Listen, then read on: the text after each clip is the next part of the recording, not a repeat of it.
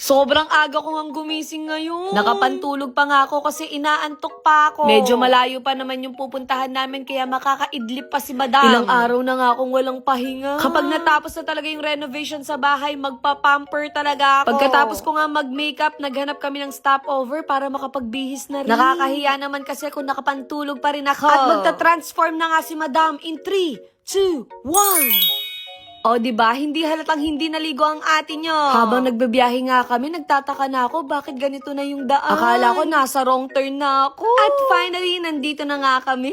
Actually, mag-i-inquire tayo ngayon sa magiging kortina natin sa bahay. Matagal ko din talaga tong pinag-isipan kasi alam nyo naman, hindi naman tayo nagtatain ng pera. Kaya talagang pumunta ako sa showroom nila para makita ko yung mga design nila. At siguradong hindi tayo ma-scam ate ko. Na-amaze nga ako sa kortina nila dito kasi yung sa amin, tinatanggal pa isa-isa. Pero eto, napaka-modern na kasi i-slide mo lang siya, mag-o-open na agad. Nag-o-offer nga din sila ng bedsheet dito. Tinanong ko kung merong palibre na kama. Kaso baka malugi daw sila sa akin. Meron din nga pala silang affordable na ring type na kurtina. As in, kapag pumunta kayo dito, kompleto na lahat. Kumbaga ako na lang ang kulang. Hoy, hindi ganon. Eto nga yung gusto kong kulay sa kurtina ko. Gusto ko talaga yung simple lang, tapos maaliwala sa loob ng bahay. Dati mahilig ako mag-shopping ng damit, ngayon sa bahay na. Meron din pala silang roller blinds dito. As in, ang dami mo talagang pagpipilian. Siguro maglalagay din ako sa restroom namin. Meron din silang vertical blinds dito. Actually, first time ko makakita ng ganitong design. Perfect daw to kapag meron kayong mga pets sa bahay. Kaso naalala ko, wala pala kaming pet. Pero in fairness, ang unique netong design niya. And it's time para mamili naman tayo ng design. Sa sobrang daming choices, hindi na rin ako makapili. Gusto ko kasi dun sa sala namin, nagbubukas bigla yung kurtina. Para talaga sa mga busita ko yun. Namili na nga din ako ng roller blinds para sa CR. Para tuloy ako celebrity dito kasi nagpapa-autograph sila sa akin. Ang dami na din pala nilang nagawa na project. At baka naman malagay din tayo sa portfolio nila. Huy, baka naman. At opo, meron pa silang wood curtain. Perfect daw tong design na to kapag gusto mong sinauna yung team ng bahay mo. What if ito yung ipagawa natin? Huy, hindi pwede. And yes, pwede rin kayo magpagawa ng ganitong door. Chinek ko na nga dito yung mga stock nila. Nalaman ko din na halos fabric nila nanggagaling pa sa Korea. Meron din silang binibenta na kurtina na 1,299